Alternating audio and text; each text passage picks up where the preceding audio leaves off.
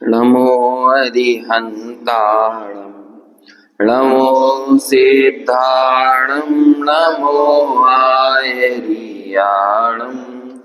नमो वज्रायाणं नमो लोये सवसाहुणम्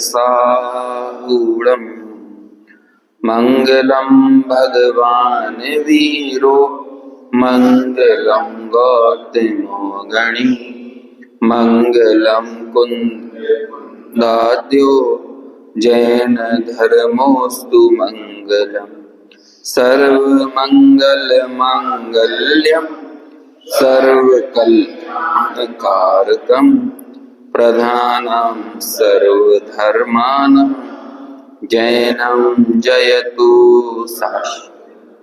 जैनं जयतु वन्दित सर्वसिद्धे धूमचलमणोऽमं गतिं पत्ते वोच्छामि समय पाहु मृणमो सुधकेवली भणिनं नमः समय साराय स्वानुभूत्या चकासते चित्स्वभावाय भावाय सर्वभावांतरच्छिदे। 49 नंबर की गाथा। आत्मा का टंकोत्कीर्ण परमार्थ स्वरूप कैसा है, इसकी चर्चा करते हुए इस गाथा को उद्धृत किया है आचार्य कुंद ने। एक बार गाथा पाठ अपन करते हैं, फिर इसकी टीका के कुछ विशेषणों को समझने का प्रयास करेंगे।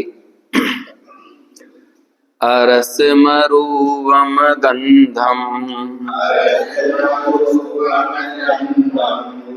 अवत्तम चेदना गुणमसद्दम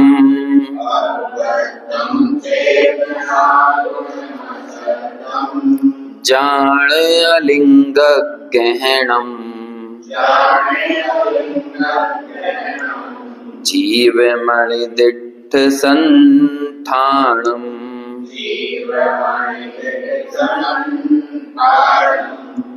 पद्यानुवाद।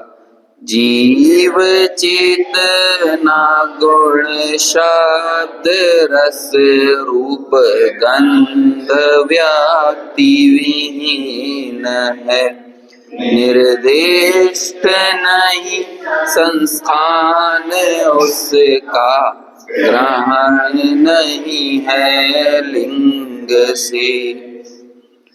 आचार्य ने निर्देश किया, जानो, उस आत्मा को जानो। और चूंकि पूर्व में वो प्रतिज्ञा करके आए थे कि मैं तुम्हें एकत्वव्यक्त आत्मा दिखाऊंगा, तो अब कह रहे हैं आओ हम दिखा रहे हैं आपको आत्मा, चले आओ। तो जैसे ही दिखाने के लिए आए तो सब अपनी आंखें खोल खोल के चले आए आचार्य से आत्मा देखने के लिए। कहते आ गए हो, तैयार हो सब लोग आत्मा देखने के लिए? कि हाँ तैयार, दिखाइए। तो कहते हैं वो अरूप है वो दिखता नहीं है। तो अब के लिए ये कैसे आत्मा दिखा रहे हो?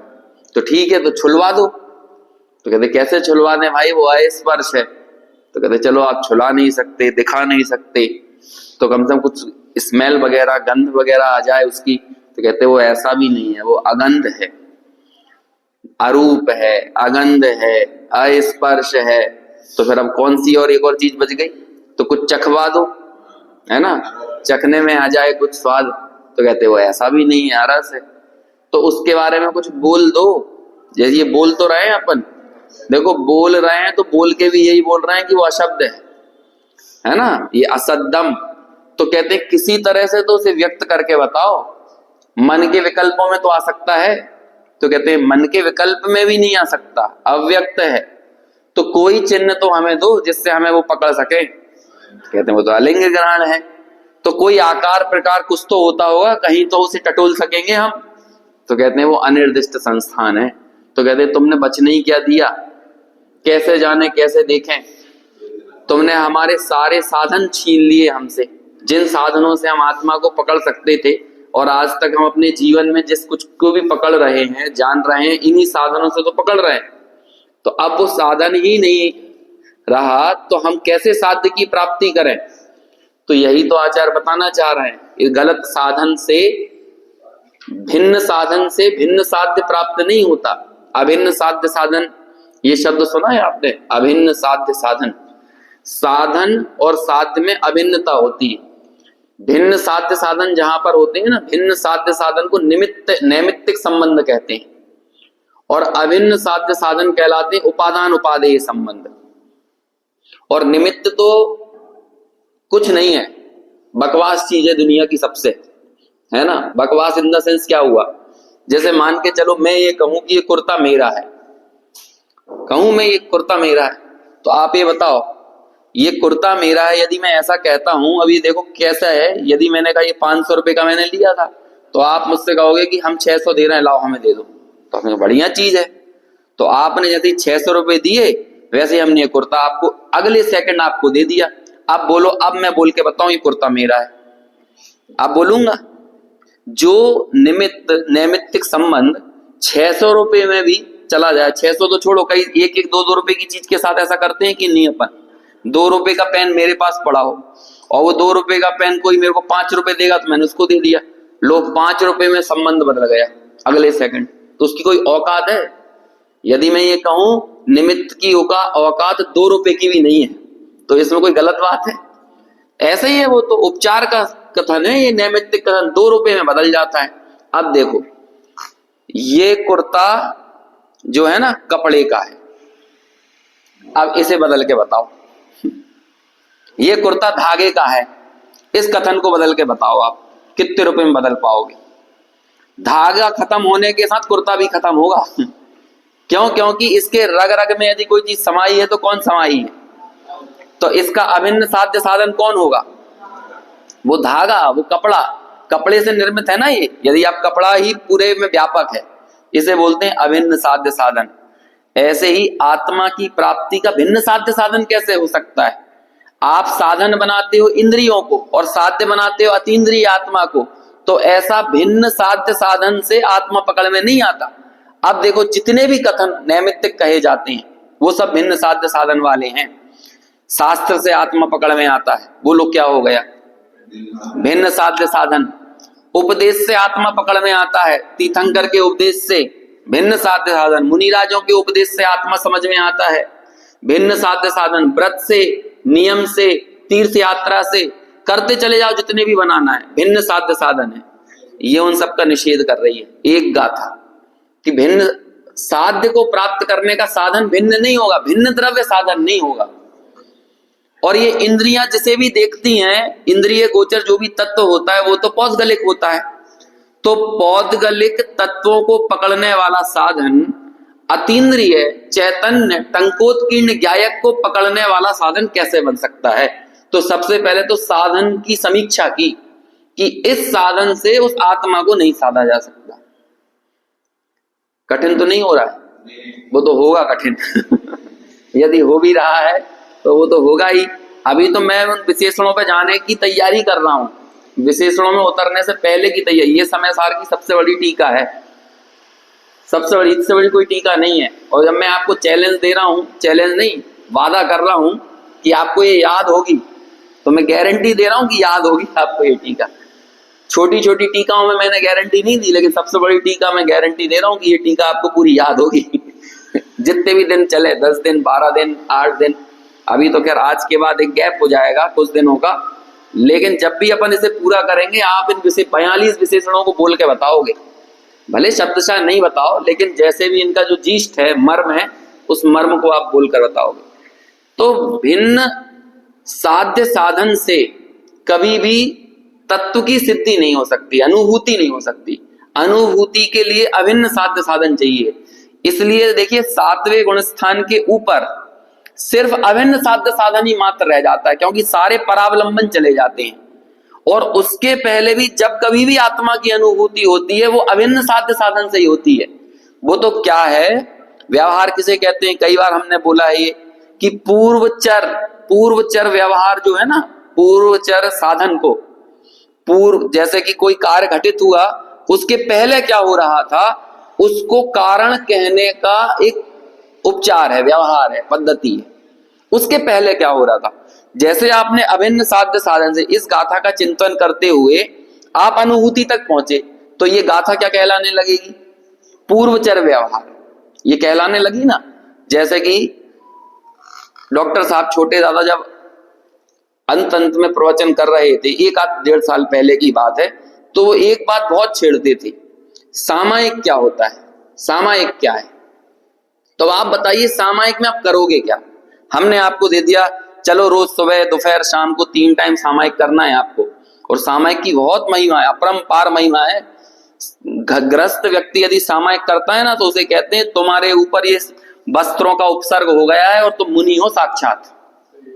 चेलोप सृष्ट मुनि रे, समंत भद्राचार्य की गाथा इसका श्लोक है। सामायिक के काल में ग्रस्त मुनि ही है, बस उस पे जो कपड़े हैं ना वो क्या है, कपड़े क्या है? कहते कपड़े जैसे मुनि के ऊपर कपड़ों का उपसर्ग कर सकता है कोई? मुनिराज ध्यान में बैठे और उनको कोई कंबल उड़ा के चला जाए तो वो परिग्रह कहलाएगा मुनिराजों का। तो ऐसे ही कहते हैं कि वो गृहस्थ जब सामायिक में है ना, तो उस पे कपड़ों का उपसर्ग हो गया है, नहीं तो है तो वो मुनि। इतनी सामायिक की महिमा है। मूलाचार में कहते हैं कि स्वाध्याय छोड़ के सामायिक करो। तो अब हम आपसे बोले कि सामायिक करो, तो सामायिक में क्या करोगे? क्या करोगे सामायिक में? क्या कैसे करोगे ध्यान? कैसे? अमृत चंद्राचार्य को सामायिक करना है तो अमृत चंद्राचार्य क्या करेंगे? आचार्य कुंद कुंद की गाथा मिल गई, अरस। अब इस एक शब्द है अरस, ये बोलने बताने की चीज नहीं है। रहीमन बात अगम्य की कहत सुनत की नाई, मैं 10-12 दिन तक कहूंगा लेकिन रोज यही कहूंगा, ये कहने सुनने की बात नहीं है है ना। कहत सुनत की नाही, ये कहने सुनने की नहीं है। कहवे सो जानत नहीं, जाने सो कहवे नहीं। तो बस ये ऐसी ही चर्चा है, हम लगातार कहेंगे क्योंकि अव्यक्त है ना, अव्यक्त है, अशब्द है, अरस है। अब एक अरस विशेषण अमृत चंद्राचार्य के पास है। आत्मा कैसा है? अरस है। तो वो इस अरस की गहराई में उतरकर कैसे अरस का अर्थ खोलते हैं। और सामायिक किसे कहते हैं? मां चिट्ट है, मां जंप है, मां चिंत है। 56वें नंबर की गाथा है द्रव्य संग्रह की, कि कोई चेष्टा मत करो, कुछ बोलो मत और कुछ चिंतन मत करो। तो क्या करो? क्यों? क्योंकि ये तीनों चीजों का अवलंबन लेकर आत्मा को पाने जाओगे तो ये तीनों भिन्न साध्य साधन है। अब हम लोगों को इतना मुश्किल काम ये हो जाता है क्योंकि हम इसी साधन से परिचित हैं। अब जब इसी साधन से परिचित हैं और हमसे कोई कह दे कि ये साधन तुम्हारे उस परम साध्य को पाने का उपाय नहीं है, तो हमारे नीचे से जमीन खिसक जाती है, क्योंकि हमें आदत ही नहीं है इसके अलावा। नहीं है ना। अरे भाई छोटा सा एग्जांपल देता हूं, जिसने गियर वाली गाड़ी चलाई हो ना, उस व्यक्ति को यदि वो ऑटोमेटिक गाड़ी मिल जाती है तो कम से कम 2-4 दिन तो वो विचलित हो जाता है, जबकि सरल काम है वो बिना गियर की गाड़ी चलाना। लेकिन जैसे गियर वाली गाड़ी का आदत हो तो वो बार बार वो गियर ही ढूंढता है कि कहाँ गया, कि उसे फर्स्ट गियर सेकंड गियर डालें। अब वहां पे तो कुछ काम नहीं है, आपको सीधे एक्सीलरेटर देना और गाड़ी आगे बढ़ जाएगी। है, 2 ही चीजें रह गई हैं, ब्रेक एक्सीलरेटर, और क्या काम है। लेकिन अब क्या हुआ, चूंकि पुराने साधन से वो परिचित था तो अब ये नवीन वस्तु मिल गई, साध्य एक ही है आगे चलना। लेकिन पुराने साधन से जब वो कार्य कर रहा हो, अब साधन बदल जाए तो व्यक्ति विचलित हो जाता है। ऐसे ही जान, आचार्य हमें कहते थे जान मतलब जानो, लेकिन कैसे जानो? जो हमारे जानने का साधन है तुमने उसको तो छीन लिया। अब ऐसे में कैसे वो आत्मा को जाना जा सकता है? हमें तो आदत उसी चीज की है, या तो हम चख के जान सकते हैं, या हम छू कर जान सकते हैं, है ना, या सुनकर जान सकते हैं, या मन के विकल्पों से जान सकते हैं। अब बोलो, आपने मन के विकल्पों तक को हमसे छीन लिया तो अब बचा क्या है? अब हम कैसे जाने उसे? कैसे वो जानने में आ सकता है? और आपने जितने भी हमारे विशेषण थे उनको नकार दिया और एकमात्र विशेषण रहने दिया। अरे कहते मूल तो वो एक ही लक्षण है, चेदना गुणम उपयोग लक्षणम, लेकिन तुम्हें चूंकि समझ में नहीं आता ना, तो इसलिए हमें इतनी नास्तियां लगाना पड़ी। उन नास्तियों में हमने 2 चीजें सिद्ध की हैं। एक तो तुम्हारे इंद्रिय गोचर, इंद्रियाधीन जो साधन हैं, उन साधनों का इस कार्य में कोई उपयोगिता नहीं है। पहला तो हमने ये बताया। और दूसरा, जो इंद्रिय गम्य साध्य है वो आत्मा नहीं है। दो काम हो गए कि नहीं? जिस साधन से तुम वस्तु को देखते थे वो साधन यहाँ कोई काम के नहीं है, और जिस वस्तु को देखते थे वो वस्तु कोई काम की नहीं है। जन्म से लेकर मृत्यु तक पूर्व की पर्यायों को जाने दो, अभी का देखो। इस पर्याय में जन्म से लेकर मृत्यु तक हमारा साधन क्या रहा है और जिसे साध्य बनाया है वो क्या रहा है? इंद्रियां ही साधन रही हैं और इंद्रिय गोचर पदार्थ ही साध्य रहे हैं। यही रहा है कि नहीं? सचित्त अचित्त मिश्र तीन भेद किए थे पूर्व में, वो तीनों के तीनों जो वस्तुएं थी सचित्त अचित्त और मिश्र, वो तीनों कैसी थी? कौन कौन सी थी सचित्त अचित्त मिश्र? भूल गए? मकान दुकान क्या हो गए? अचित्त। ये अचित्त मैं नहीं, मेरा नहीं, भूतकाल में मेरा नहीं, वर्तमान में मेरा नहीं, भविष्य में मेरा नहीं होगा, है ना? इन तीनों में ही हमने ये लगाया था। सचित्त किसे कहते हैं? स्त्री पुत्र मित्र कुटुंब वगैरह ये सब क्या कहलाते हैं? ये मेरे नहीं। और मिश्र कहलाते हैं नगर ग्राम देश। तो ये तीनों के तीनों विषय मेरे इंद्रिय गोचर थे कि नहीं? अच्छा देखो, जिन्हें सचित्त कह रहे हैं ना, उनका भी मुझे पुद्गल ही दिखता था। जो मेरी पत्नी है, बच्चे हैं, माता पिता हैं, उनका आत्मा तो किसी को नहीं दिख रहा है, तो उनमें भी दिख रहा है। तो क्या दिख रहा है? सबका पुद्गल ही तो दिख रहा है। तो हमने उनसे भी जो संबंध स्थापित किया है, तो वो किससे संबंध स्थापित हुआ? पुद्गल का ही संबंध हुआ। और जो अध्यवसान पैदा होता है भीतर में, जो मोह राग देश आदि भाव पैदा होते हैं, ये किसके अवलंबन से होते हैं? ये मेरी माँ, ये मेरा बेटा, ये मेरी पत्नी, ये सारे जो संबंध पैदा हुए ये किससे देखकर हुए? पुद्गल को देखकर हुए कि उनका चैतन्य देखकर हुआ? पुद्गल को ही देखकर हुआ। तो हमने किसे देखा? इंद्रिय रूपी साधन से जिसे गोचर किया, जिसे जाना, वो साध्य भी कैसा था? पुद्गल ही था। अब यहां पर कह रहे हैं कि तुम्हें आत्मा जानना है, लेकिन आदत क्या पड़ी हुई है? पुद्गल को जानने वाले साधन से पुद्गल को ही देखने की आदत पड़ी हुई है। तो वो लोग काम कितना चुनौतीपूर्ण है। और जैसे ये बात आती है तो कहते हैं भैया अपने तो सर के ऊपर से जा रही है। तो सर के ऊपर से जाएगी, ये तो आचार्य बता ही रहे हैं, जाएगी ही सर के ऊपर से, क्योंकि जिस साधन की आदत है वो साधन अब नहीं है, यहाँ पर वो काम नहीं है। और तुमने प्रश्न किया था तो हमें उत्तर देना पड़ रहा है। तुम्हारा प्रश्न था, मतलब वो शिष्य का प्रश्न था ना कि ठीक है, ये अध्यवसानादि भाव किसके हैं? पुद्गल के हैं, पर निमित्त से होते हैं। ये अध्यवसानादि भावों को उपचार से, व्यवहार से, परिस्थिति वश आत्मा का कहा जाता है। ये पिछली 3 गाथाओं में कह दिया। तो अब वो पूछा कि फिर ठीक है, टंकोत्कीर्ण स्वरूप बताओ। तो लो टंकोत्कीर्ण ये है टंकोत्कीर्ण स्वरूप। अब टंकोत्कीर्ण स्वरूप को सुनकर यदि विचलित हो रहे हो तो हम कुछ नहीं कर सकते, लेकिन है तो यही टंकोत्कीर्ण स्वरूप। आज से अनंत काल बाद भी यदि तुम कभी सम्यक दृष्टि होगे तो इसी टंकोत्कीर्ण स्वरूप को जानकर होगे, इसके अलावा नहीं होगे। यहाँ मिथ्या दृष्टि बने रह जाओगे तो इसी को नहीं जानने से मिथ्या दृष्टि रहोगे। पर इतनी बात समझ लो, अब तुम्हें ये लगता है कि सम्यक दर्शन हो जाए और हमें इसे ना जानना पड़े, तो ऐसा पॉसिबल है? तो अब सरल कठिन क्या होता है? The only option you have मैं कहता हूं समय सार मजबूरी में अपनाया गया विकल्प नहीं है, समय सार एकमात्र विकल्प है। ये मजबूरी, ये थोड़ी है चलो आज दिन भर कोई काम नहीं था तो समय सार सुन लेते हैं। समय सार एकमात्र विकल्प है, जीवन में ऐसा लगना चाहिए। और जब वो एकमात्र समय सार, मतलब ये शब्द समय सार की बात नहीं कह रहा हूं, ये समय सार ये एकमात्र विकल्प है। और हम सबको ऐसा लगता है कि ठीक है, जब सारे काम निपट जाएं तो समय सार सुन लो, है ना, समय सार की बात जान लो। लेकिन ये कोई मजबूरी का विकल्प नहीं, और समय सार को आपसे बिल्कुल अपेक्षा नहीं है कि आप इसे जानो। इस समय सार को भी अपेक्षा नहीं है और इस समय सार को भी अपेक्षा नहीं है। सही बताएं तो इतना निरपेक्ष तत्व है ये। तू माने या ना माने, परमात्मा बनाना कम होगा। तो परमात्मा को परमात्मा बने रहने की मानना जरूरी है क्या? 1000 पागलों ने प्रधानमंत्री कार्यालय की तरफ कूच किया और वो सब कह रहे हैं, सारे के सारे पागल बोल रहे हैं कि ये प्रधानमंत्री नहीं है। तो प्रधानमंत्री को बाहर आके बयान देने की जरूरत है क्या कि मैं प्रधानमंत्री हूं? तो ऐसे ही अनंतानंत मिथ्या दृष्टियों का समूह अपने अतीन्द्रिय गोचर आत्म तत्व से इंकार करें तो आत्म तत्व को क्या फर्क पड़ता है? इस जगत का कोई भी परमाणु परमाणु परमाणु, चप्पा चप्पा अपनी स्वतंत्रता की उद्घोषणा नहीं करता मुंह से, बाकी अपने स्वरूप से तो करता ही है कि वो स्वतंत्र है, उसका स्वरूप ही है। अब स्वरूप को घोषणा करने की जरूरत थोड़ी है। तो जैसे ये पुद्गल द्रव्य अपनी घोषणा नहीं कर रहा, आकाश द्रव्य नहीं कर रहा, धर्म नहीं कर रहा, अधर्म नहीं कर रहा, काल नहीं कर रहा, तो आत्मा भला क्यों करे कि मैं आत्मा हूं?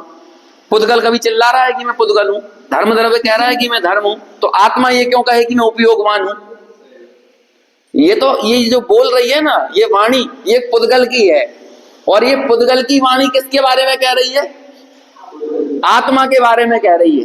पौद्गलिक वाणी आत्मा के बारे में कह रही है कि तू आत्मा है, लेकिन आत्मा को इस बात से फर्क नहीं पड़ता कि तू कहे, इस वाणी की भी दरकार नहीं है। ऐसा वो वाणी से अगोचर तत्व है, इतना निरपेक्ष तत्व है। इस टीका का जब अंत होगा ना तो कहेंगे उसे निष्क्रिय तत्व है, उसे कोई परवाह नहीं पड़ी कुछ किन्हीं विकल्पों में उलझने की, कुछ करने की, कुछ धरने की, कुछ चेंज करने की, हेर फेर, मिटाना, जुटाना, हटाना, किसी तरह का कोई भी कार्य उसके दिमाग में नहीं। दिमाग में क्या कहें, दिमाग कहने में आता है ना, मतलब इसका कोई लोड नहीं है, ऐसा वो तत्व है। तो अब देखो, जब किसी भी एक विशेषण से संबंध को तोड़ा जाता है तो किसी भी परद्रव्य से संबंध हमारा स्थापित तीन तरह से हो सकता है, या तो द्रव्य से हो सकता है, या गुण से हो सकता है, या पर्याय से हो सकता है। अब ये 6 बोल जो शुरू होने वाले हैं ना, उनकी मैं थोड़ी भूमिका बना रहा हूं आगे आके। कोई मेरा द्रव्य हो सकता है, कोई मेरा गुण हो सकता है, और कोई मेरी पर्याय हो सकती है। इन द्रव्य, गुण और पर्याय से संबंध जोड़ने में 2 प्रकार की बुद्धियां काम करती हैं। यदि मान के चलो ये द्रव्य, यही द्रव्य मैं हो जाऊं तो इसे बोलते हैं अहम बुद्धि, लेकिन ये मेरे अनुसार परिणमित हो जाए तो इसे बोलते हैं स्वामित्व बुद्धि। कौन कौन सी बुद्धि हो गई? जैसे कि ये मेरे अनुसार परिणमित हो, किसी भी पर्याय का स्वामी कौन होता है? उसका द्रव्य होता है ना। तो जो पर्याय हैं, यदि वो द्रव्य से भिन्न हो, यदि कोई पर्याय मेरे से बाहर की हो, तो उस बाहर की पर्याय को मैं परिणमित नहीं करा सकता। उस पर्याय का स्वामी कौन होगा? उसका द्रव्य होगा। तो हमारे ये 2 ही संबंध स्थापित होते हैं, और फिर इसके बाद बनता है कर्ता कर्म। जब मैं किसी का स्वामी होता हूं तब उसका कर्ता बनना चाहता हूं। आप अपने घर के किसी कर्मचारी को आदेश दे सकते हो, लेकिन आप बगल के कर्मचारी को दे सकते हो जो आपका एम्प्लॉय ना हो, तो उससे नहीं करवा सकते। क्यों नहीं करवा पा रहे? क्योंकि आप उसके स्वामी नहीं हो। कोई पति अपनी पत्नी को डांट सकता है समय पे चाय ना मिलने पर, लेकिन कोई दूसरे की पत्नी को डांट कर जाएगा क्या? आज हमें चाय नहीं मिली, तो आज हमें नाश्ता नहीं मिला, तो कोई बगल वाले घर में जाके चिल्लाएगा? ऐसा तो नहीं करता ना। तो किस पे किसका कर्ता बनते हैं? जिसके स्वामी हो, और स्वामी हम उसके होते हैं जिसमें अहम होता है। समझ में आ रहा है? तो अभी कर्ता कर्म का तो बाद में अपन पोस्टमार्टम करेंगे। अभी किन का करना है? 2 चीजों का, अहम बुद्धि और स्वामित्व बुद्धि। इन दोनों को ही अलग नाम से बोलते हैं। अहम बुद्धि को बोलते हैं एकत्व बुद्धि, और स्वामित्व बुद्धि को बोलते हैं ममत्व बुद्धि। तो मेरा कौन? मेरा कौन? मेरी पर्याय। पर्याय का स्वामी कौन? उसका द्रव्य। तो अब ये रस नाम का गुण है। अभी मान के चलो एक रस लेते हैं, या स्पर्श लेते हैं, किसी को भी ले लो। या तो वो रस मेरा रस रूप ही मैं बन जाऊं, मतलब रस और मुझ द्रव्य में कोई फर्क ना हो, तो द्रव्य से संबंध स्थापित हो गया। रस मेरा गुण बन जाए तो मैं रस रूप परिणमित हो सकता हूं। 2 चीजें समझ में आई? या तो रस ही मैं बन जाऊं, तो हो गया मेरा द्रव्य से रस बनना। रस मेरा गुण बन जाए, इन दोनों में 2 अंतर आ रहे हैं। रस ही मैं हो जाऊं और रस मेरा हो जाए। रस ही मैं हो जाऊं, ये हो गया द्रव्य से परिणमन, द्रव्य से रस रूप परिणमन। और रस मेरा गुण बन जाए, ये रस का मुझ रूप परिणमन हो गया। 2 चीजें आई। अब देखो, इसमें हो गई अहम बुद्धि का निषेध। रस मैं नहीं, रस मेरा नहीं। अभी स्वामित्व आएगा अलग। रस को मैं परिणमित करा दूं, रस को मैं भोग लूं, तो ये क्या हो जाएगा? उसके स्वामित्व पने को दर्शाएगा। भोगना बात की बात है, लेकिन मैं भोग सकता हूं, मैं ग्रहण कर सकता हूं, पहले तो ये भावना आती है ना, मेरे घर के कर्मचारी से मैं काम करवा सकता हूं, जब मुझे लगेगा कि मैं सकता हूं तभी तो मैं करवाऊंगा, लेकिन जब मुझे लगेगा ही नहीं कि मैं नहीं करवा सकता हूं तो मैं क्यों करवाऊंगा। तो कर्ता और भोक्ता बनने से पहले आपको क्या महसूस होना चाहिए कि आप सकते हो। समझ में आया? क्या लगना चाहिए? ऐसा कर सकते हो, मतलब उसके स्वामी बन सकते हो। तो ये तीसरी चीज है, मैं रस को अपने अनुसार परिणमित करा सकता हूं, मतलब उस पर्याय को ग्रहण कर सकता हूं। ये हो गया तीसरे प्रकार का संबंध। तीन चीजें हो गई, कौन कौन सी? पहली, मैं रस ही हो जाऊं, पहला। दूसरा, रस मेरा हो जाए, ठीक है। मैं रस ही हो जाऊं मतलब मैं जीव द्रव्य नहीं रहा, मैं रस द्रव्य हो गया हूं, ठीक है ना। अभी ऐसा ऐसा विचार करना है, मैं रस द्रव्य हो गया हूं। दूसरा, वो रस जो है वो मेरा गुण बन जाए, तब मैं उसे ये कहूंगा, जैसे कि मैं अपनी कई चीजों को कहता हूं ना कि मैं भाई, जैसे शरीर के साथ एकत्व है तो अपन कहेंगे मैं गोरा हूं, मैं काला हूं, है ना। तो मैं गोरे काले आदि को अपना गुण मानने लगता हूं। मैं लंबा हूं, मैं ठिगना हूं, तो मैं लंबे ठिगने गोरे काले को अपना गुण क्यों मान रहा हूं? क्योंकि ऐसा लग रहा है कि ये सारी चीजें मुझ रूप से मेरे में ग्रहण हो गई हैं, मैंने उन्हें ग्रहित कर लिया है। तो पहला द्रव्य रूप से परिणमित होना, दूसरा गुण रूप से परिणमित होना, अभी तीसरा कौन सा होगा? पर्याय रूप से परिणमित होना। तो पर्याय रूप से परिणमित होने का मतलब ही ये होता है कि उसे, किसी भी पदार्थ को मैं दो तरह से ग्रहण करने में समर्थ हूं। मेरे पास दो साधन हैं उन्हें ग्रहण करने की, एक बाह्य साधन है, एक अंतरंग साधन है। कौन कौन से? हम और आपका जितना भी जानना होता है उसमें दो चीजें काम करती हैं, या तो द्रव्य इंद्रियां काम करती हैं या भाव इंद्रियां करती हैं। दो ही चीजें काम करेंगी। समझ में आया ना? कोई द्रव्य इंद्रियां किसे कहते हैं? निर्वृत्ति और उपकरण रूप होती हैं द्रव्य इंद्रियां, और लब्धि और उपयोग रूप होती है भाव इंद्रियां। लब्धि और उपयोग ये छायोपसमिक भाव के भेद हैं, छयोपसम भाव के भेद हैं। समझ में आया? अभी हम जब विशेषण पढ़ने जाएंगे तो आपको डायरेक्ट समझ में आता जाएगा, अभी तो सिर्फ उसकी भूमिका बन रही है, तो ताकि अपन विशेषण पढ़ें तो सीधे आपको पकड़ में आ जाए। तो बोलो, ग्रहण करना कौन कौन से तरीके से होगा? द्रव्य इंद्रिय से और भाव इंद्रिय से। तो अब मैं रस को दो तरह से ग्रहण कर सकता हूं। पहले कैसे कर सकता हूं? द्रव्य इंद्रिय से, ठीक है। तो कहते हैं आत्मा में ना निर्वृत्ति है और ना उपकरण है। तो बोलो, आत्मा कैसे ग्रहण करेगा उन्हें? ये निर्वृत्ति और उपकरण किसके होते हैं? ये नाम कर्म के कारण ये सारी रचना मिलती है, और ये सब शरीर के होते हैं।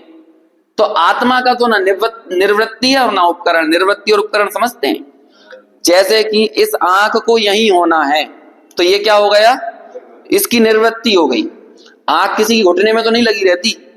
अच्छा, कल को ऑपरेशन करके यहाँ की आंख को यहाँ ट्रांसप्लांट कर सकते हैं घुटने में, या फिर यहाँ लगवा लो आंख अपनी। जैसे वो कैमरा लेके लोग घूमते रहते हैं ना ऐसे, तो क्या यार, अब जब आंख का ट्रांसप्लांट होना ही है, लगते हैं ना कई लोगों की आंखें बदल जाती हैं, तो कहते हैं डॉक्टर साहब यहाँ मत लगाओ आंख, यहाँ लगा दो, है ना। तो क्या होता है, कई बार मैं सर्दी अर्दी लगती है तो अपना मुंह ओढ़ के सो जाऊंगा और ये घुटना बाहर निकाल लूंगा, है ना।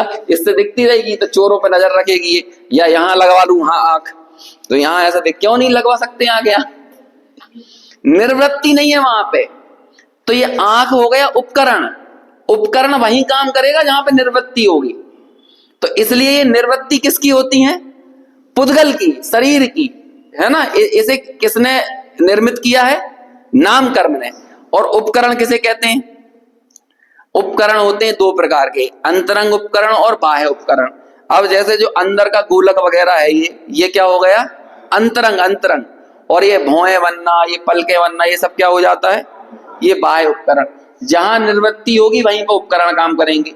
तो ये निर्वृत्ति और उपकरण दोनों किसके? पुद्गल के। और तुम कौन? तो बोलो, द्रव्य इंद्रिय से रस कैसे चख सकते हो? चख सकते हो? ये द्रव्य इंद्रिय पर रखाया आपने। आम लिया, आम का बढ़िया रस निकाला और उसे यहां पे रख लिया, तो यहां रख के आपको लगने लगा कि इस द्रव्य इंद्रिय, यदि द्रव्य इंद्रिय रूप तुम हो जाओ तो द्रव्य इंद्रिय से रस को चख सकते हो। लेकिन जब द्रव्येंद्रिय रूप तुम हो ही नहीं तो रस को कैसे चख सकते हो? नहीं सकते ना। तो इसका मतलब द्रव्येंद्रिय से तुम उसके स्वामी हो सकते हो। अभी सकने की बात हो रही है, भोगने की बात तो बहुत बाद की है। समझ में आया? नहीं चख सकता, रस को मैं नहीं ग्रहण कर सकता द्रव्येंद्रिय। फिर चलो ठीक है, यहां रखा तो गया, लेकिन जो छायोपशमिक भाव है उससे तो मैं ग्रहण कर सकता हूं। जो भावेंद्रिय है वो छायोपशम भाव रूपी तो है। भावेंद्रिय किसे कहते हैं? लब्धि और उपयोग। लब्धिर उपयोगो भावेंद्रिय। वो भावेंद्रिय से तो मैं इसे ग्रहण कर सकता हूं। कहते हैं सुनो, अपूर्ण छायोपशमिक भाव अपूर्ण होता है। अपूर्णता तुम्हारा स्वभाव नहीं है, पूर्णता तुम्हारा स्वभाव है। तो तुम पूर्ण स्वभाव से संयुक्त होकर उसे ग्रहण करने की बात करो तो हमें समझ में भी आता है, लेकिन ये अपूर्ण भावेंद्रिय से तुम उसे ग्रहण कर ही नहीं सकते, क्योंकि अपूर्णता तुम्हारा स्वभाव नहीं है। तो इसलिए भाव इंद्रिय से भी उसको ग्रहण नहीं किया जा सकता। 4 विशेषण हो गए अभी मजाक मजाक में 4 विशेषण। पहला मैंने कौन सा बोला था? पहला विशेषण, मैं रस नहीं हूं। पहला, बस मैं खुद रस नहीं हूं। अरस की चर्चा चल रही है। सामायिक में अमृत चंद्राचार्य बैठे हैं और उन्हें वचन मिल गए आचार्य कुंद कुंद के, तो अब वो कह रहे हैं मैं अरस हूं। अब वो कैसे अरस का विचार कर रहे हैं, यहाँ वो बात चल रही है। और इसी तरह से वो आत्मा तक पहुंचेंगे। जब तक विचार है तब तक अनुभूति नहीं है। जहां अनुभूति आ जाएगी वहां विचार नहीं रहेगा। और अनुभूति में जो आत्मा आएगा वो कैसा रहेगा? अहम एक को खलु शुद्धो। और ये बात भी वो अनुभूति से बाहर आके कहेंगे, अनुभूति में रह के नहीं कहेंगे।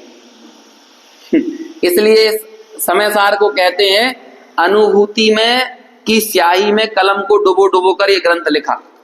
वो भीतर गए तो देख के आए और बाहर आके यात्रा वृत्तांत लिख दिया, ट्रेवलॉग ऐसा किया उन्होंने। तो ट्रेवलिंग करने जाते थे वो, और वे जब ट्रेवलिंग करके बाहर लौट के आते थे तो यात्रा वृत्तांत लिख दिया जाता था। तो ये समय सार उस आत्म संचेतन के ट्रेवलिंग का ट्रेवलॉग है। ऐसा है, आत्मा का सफर करने गए थे, वहां से आए तो उसका यात्रा वृत्तांत आपके सामने लिख दिया है। अब वो इसी शैली में लिखा। तो अब जब वो भीतर गए तो भीतर जाकर उन्हें क्या लगा? अरस अरूप नास्तियां तो कुछ नहीं दिखी, अस्थियां दिखी। और वो अस्थियां कैसी थी? आम एक को खलु शुद्धो लिम्बमो राण दंसण समग्गो, अथवा अहम एक को खलु शुद्धो राण दंसण मय्यो सदा रूबी। ये बार बार मैं 73वीं गाथा को याद कर लेता हूं 38वीं बोलने के चक्कर में, लेकिन दोनों में फर्क नहीं है। एक जगह बोलते हैं मैं निर्ममत्व हूं और ज्ञान दर्शन से परिपूर्ण हूं, और एक जगह बोलते हैं मैं ज्ञान दर्शन से परिपूर्ण हूं और अमूर्तिक हूं। बस इतना अंतर है। एक जगह निर्ममत्व कहते हैं और एक जगह अमूर्तिक कहते हैं, है ना। बाकी ज्ञान दर्शन सेम है, आम एक को खलु शुद्धो सेम है, दोनों सेम है। तो जब वो भीतर गए तो बाहर आकर क्या बताया? आम एक को खलु शुद्धो, आम एक को खलु शुद्धो। तो फिर बार जो शिष्य वगैरह थे उनने पूछा और क्या देखा, और क्या देखा, और क्या देखा? अरे भी भाई अहम एक को खलु शुद्धो लिम्बमौणाण दंसण समग्गो, अहम एक को खलु शुद्धो दंसण नाण मय्यो सदा रूबी। और क्या देखा, और क्या देखा, बताओ और क्या देखा? कहते हैं नवीयत्थि मज्जि किंच भी अन्नम परमाणु मित्तम भी। कुछ नहीं देखा, इसके अलावा कुछ नहीं देखा। अरे कुछ टेस्ट कैसा आया? कैसा टेस्ट आया? अरसम, गंध कैसी थी? गंध अगन्नम। और उसका रूप कैसा था? कलर वलर कैसा था? कहते हैं अरूपम, है ना। और कुछ सुनाई तो दिया होगा ना अनुभूति में? अरे नहीं, असद्दम। अरे कैसा तो व्यक्त हुआ होगा, किसी रूप में तो व्यक्त हुआ होगा। अवत्तम, अरे कोई तो लिंग बताओ जिससे हम लोग पकड़ पाए।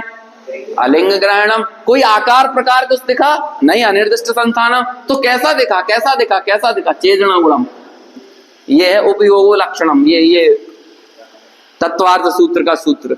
उतने से बात समझ में आती नहीं ना, तो इतना बताना पड़ रहा है। अब अस्थियां तो एक ही हो सकती है, नास्तियां अनंत हो सकती है। अब जितनी चीजें तुम ले लेकर आओगे, ऐसा था, ऐसा था, ऐसा था, ऐसा था, तो उन्हें सब में क्या कहना पड़ेगा? नहीं था, नहीं था, नहीं था, नहीं था, नहीं था। तुम 100 प्रश्न करो, चाहे 1000 करो, चाहे 1 लाख करो, सब में क्या बोलना पड़ेगा? नहीं था, नहीं था, नहीं था, नहीं था। तो बोलो इस एक गाथा से आप कितनी गाथाएं बना सकते हो? अनंत बना लो, उसमें क्या है। अभी जैसे यहाँ पे अरसम लिखा हुआ है, तो इस अरस को भी खोल दो ना अच्छे से। मीठा था, नहीं अमीठम अब ऐसा ही करते जाओ। खारा था, अखारम, है ना। जितने बना सकते हो उतने बना लो, है ना। चिरपिरा था, कसायला था, कड़वा था, जितने बना लो। लाल था, पीला था, नीला था, हरा था, गुलाबी था, नहीं अनीलम, अलालम, गुलाबी, है ना। आपको जितने जितने विशेषण आप लेके आओगे इंद्रियों से जाने हुए, उन सब में उन्हें क्या कहना पड़ेगा? नहीं था, नहीं था, नहीं था, नहीं था, नहीं था। तो कहते कैसा था? बता तो दिया, ऐसा था। आम एक को खलु शुद्धो राण दंसण मइयो सदा रूपी, बस ऐसा ही था। अब और क्या कह सकते हैं? और कहो, और कहो, और कहो, नहीं कह सकते, क्योंकि वो अशब्द है। तो जो अशब्द है उसे कैसे कह दें? तो कैसे जाने हम? कैसे ज्ञात होगा वो? अब क्या बताए कैसे ज्ञात? मेलोडी खाओ खुद जान जाओ क्या बताए? जब तुम मेलोडी के बारे में नहीं बोल सकते हैं, तो तुम्हें अल्टीमेटली ये कह देना पड़ता है। वो मेलोडी तो बाकायदा छोटा छोटा बच्चा भी खा लेता है, और वो भी ऐसे आंख बंद करके हैं उसका आनंद लूट लेता है। तो जब उसका भी तुम विज्ञापन बनाते हो तो तुम्हें ये कहना पड़ता है कि हम नहीं बता सकते मेलोडी कैसी लगती है, मेलोडी खाओ खुद जान जाओ। और तुम यहाँ आकर पूछ रहे हो बार बार आचार्य को परेशान कर करके हैं कि वो आत्मा कैसा है, आत्मा कैसा है, आत्मा कैसा है। तो तुम जितनी बार पूछोगे उतनी बार उन्हें नास्ती से बताना पड़ेगा। लवी ओदी अप मत्तो लप मत्तो जान गोदू जो भावो एवं बढ़ंती शुद्धम। वो प्रमत्तता और अप्रमत्तता इन दोनों की अशुद्धता से परे है, ऐसा शुद्ध है। ज्ञात वो तो वही है, जैसा जानने में आया वो वैसा है। तो कैसा जानने में आया? खुद जान जाओ। और क्या, ये तो बोले ही जा सकता है, चेतना गुणम उपयोगो लक्षण में तो बोले ही जा सकता है, लेकिन अल्टीमेटली तो आपको ही जानना पड़ेगा ना। तो अभी एक विशेषण सामने आया, अरसम। तो कैसा अरस है? कहते हैं भैया मैं खुद रस नहीं हूं, पहला। दूसरा, रस मुझ में नहीं है। तीसरा, मैं द्रव्येंद्रिय से रस को ग्रहण नहीं करता। और चौथा, मैं भावेंद्रिय से उस रस को ग्रहण नहीं करता, क्योंकि भावेंद्रियां क्षयोपशमिक ज्ञान रूप है, अपूर्ण है, और मैं पूर्ण ज्ञानवान तत्व हूं। इसलिए वो अपूर्णता की सत्ता मुझ में नहीं हो सकती, इसलिए उसे मैं भावेंद्रिय से भी ग्रहण नहीं कर सकता। अब देखो अगला पांचवा विशेषण। अभी हम पढ़ा कुछ भी नहीं है, मैं सिर्फ अपने शब्दों में बता रहा हूं 6 विशेषणों को। पांचवा विशेषण ये है, देखो जो सब पे तालियां बजाता है ना, वो किसी पे ताली नहीं बजाता तुम्हें यदि रस को यदि ये लगता है कि मैं सिर्फ तुम्हें ही जानता हूं, तो गलत फहमी में मत रहना। मैं मात्र तुम्हें ही नहीं जानता हूं, मैं गंध को भी जानता हूं, मैं रूप को भी जानता हूं, मैं क्या कहते हैं स्पर्श को भी जानता हूं, शब्द को भी जानता हूं। तो इन सारी चीजों को जानने में मेरा एक संचेतन काम करता है। मैं तो क्या हूं? एक संचेतन रूप तत्व हूं, और मेरी संचेतना इन सब में एक समान है, जैसी रूप में है वैसी रस में। अच्छा बोलो, जब आप कोई मीठा फल खाते हो तो आप किसी अलग इंद्रिय से बताते हो, और जब कोई कड़वा खाते हो तो किसी अलग से बताते हो क्या? तो यहां सिर्फ हम एक इंद्रिय की बात कर रहे हैं कि ये मुख ही है जो सब पांच प्रकार के रस होते हैं, रस के 5 भेद हैं।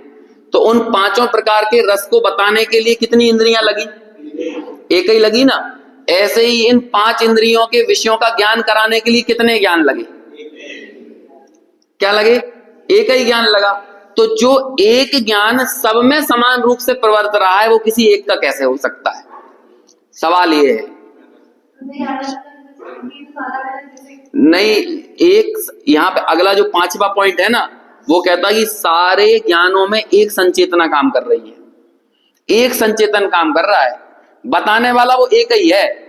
एक मशीन लगा दी हमने यहाँ पे वजन तौलने की, कोई 125 किलो का चढ़ा तो वही मशीन बता रही है, कोई 25 किलो का बता। तो अब 125 किलो का व्यक्ति चढ़े और कहेगा तू मेरे को गलत क्यों बता रही है, ऐसा बोले तू मैं 125 किलो का, इस मशीन की गलती है, 125 किलो का बता दिया तो मशीन ने कोई कमी है। और किसी को 60 किलो का बता दिया तो कोई कहेगा इससे बड़ी तुम्हें प्यार है, इसे तुमने 60 किलो का बताया और हमें 125 किलो का बता दिया, तो मशीन का क्या दोष है? तो ऐसे ही मशीन तो मशीन है, ऐसे ही ज्ञान तो ज्ञान है, वो तो सबको संचेतना सब में एक समान है। तो जो सबका संचेतन कर रहा है यही उसकी प्रोग्रामिंग है, ये बाय डिफॉल्ट प्रोग्रामिंग है, स्वयं सिद्ध तत्व है।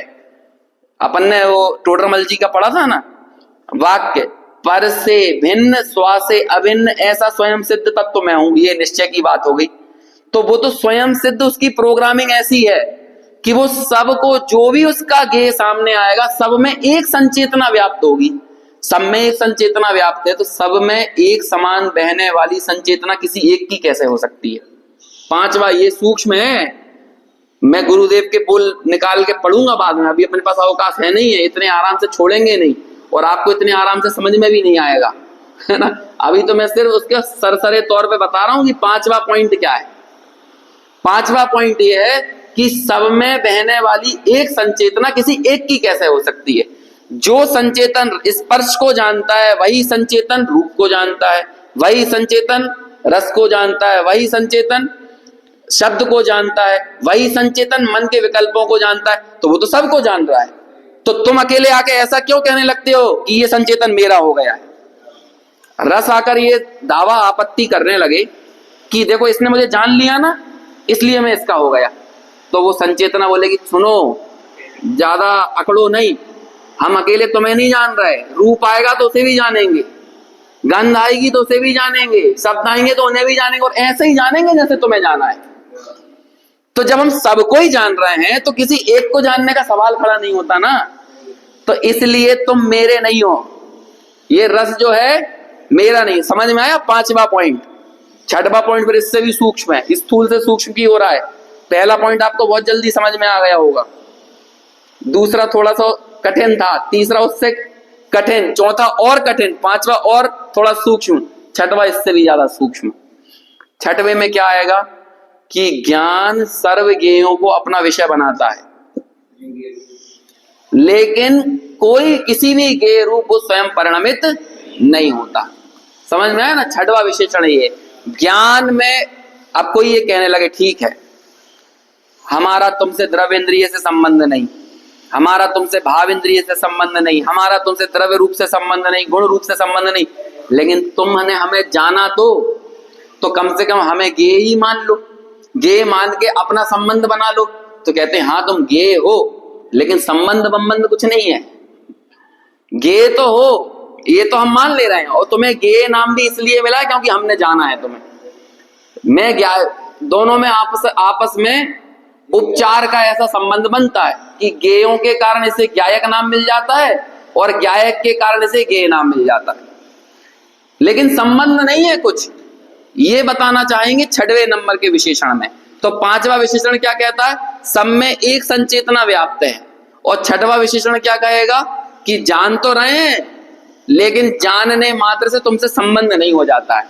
ऐसा ये 6 विशेषणों से एक अरस का निषेध, सेम के सेम 6 विशेषणों से स्पर्श का निषेध, 6 के सेम विशेषणों से रूप का, गंध का, और शब्द में थोड़ा सा अंतर पड़ेगा, है ना, लेकिन शब्द में भी ऑलमोस्ट ऐसे रही। तो 5 विशेषण, 6 पंजे 30 विशेषण ऑलमोस्ट आपको याद हो गए। हाँ एक ही है ना।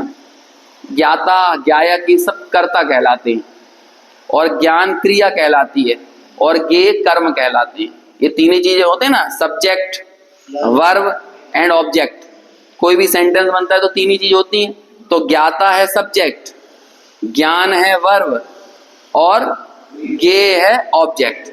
तो ये ज्ञाता, ज्ञान और ज्ञेय, कर्ता कर्म, कर्ता क्रिया और कर्म, ऐसे 3 भेद आपस में इनके बनते हैं।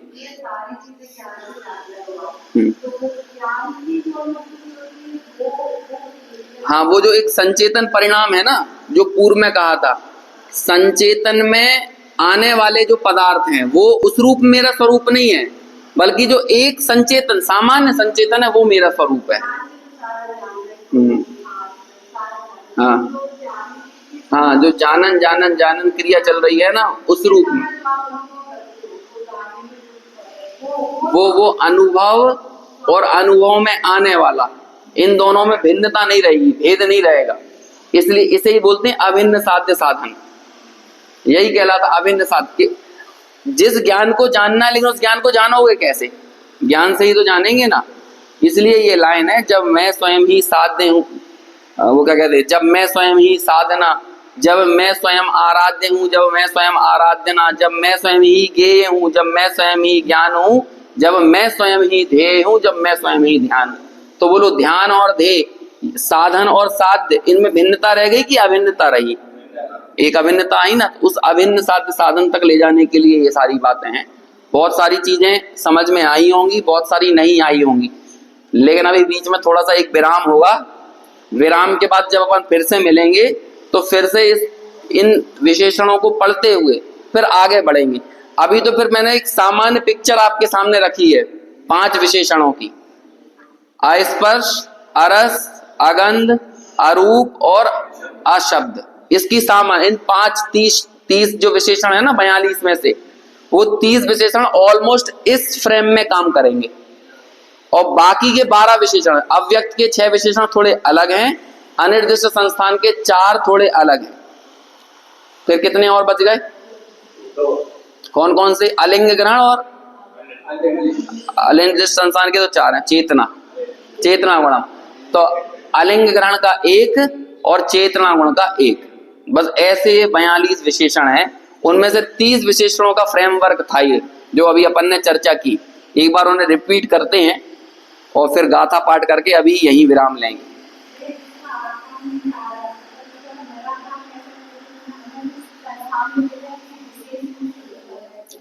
वैसे उसे अनिर्दिष्ट संस्थान कहना ही ज्यादा अच्छा है। संस्थान निर्दिष्ट नहीं है। निराकार यदि आप कह दोगे ना तो ऐसा लगेगा कि उसमें प्रदेशत्व गुण नहीं है, और प्रदेशत्व गुण एक सामान्य गुण है। प्रदेशत्व गुण के कारण, प्रदेशत्व गुण कहते ही उसे हैं जिस शक्ति के कारण वस्तु का कोई ना कोई आकार हो, लेकिन वो आकार कोई निश्चित है क्या? निर्देश दे सकते हो आत्मा के आकार का कि वो ऐसे आकार वाला, नहीं दे सकते ना, तो इसलिए उसका नाम दिया अनिर्दिष्ट संस्थान। निराकार शब्द उतना अच्छा नहीं है। निराकार शब्द जैन शासन में मिलता ही नहीं है।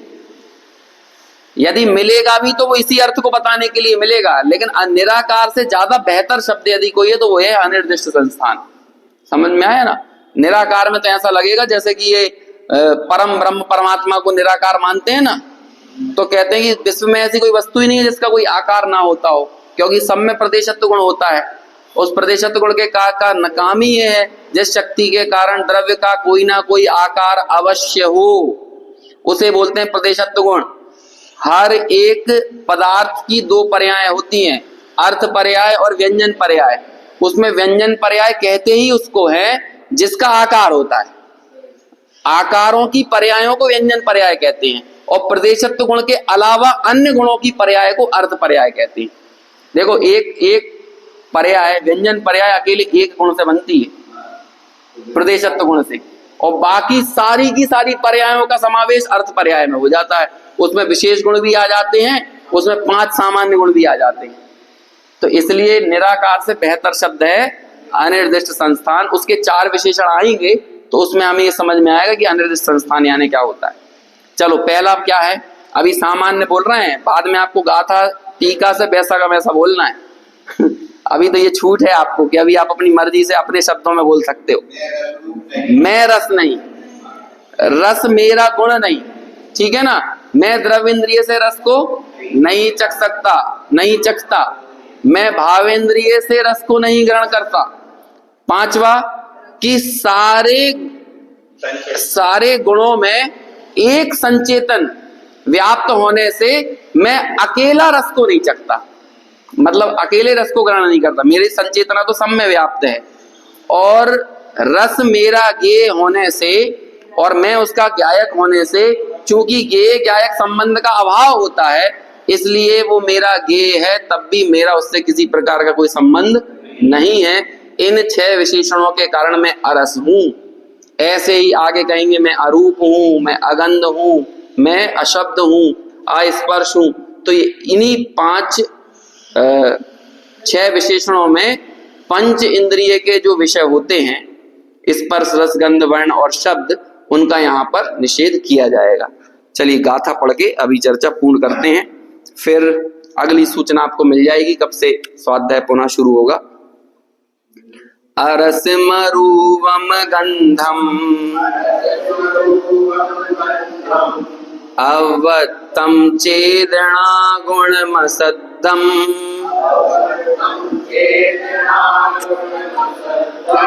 जान अलिंग गहनम जीव मणि दिठ संठाणम। अनुवाद: जीव चेतना गुण शब्द रस रूप गंध व्यक्ति विहीन है, निर्दिष्ट नहीं संस्था उसका ग्रहण नहीं है लिंग से। और शेष चर्चा आगे बाद में।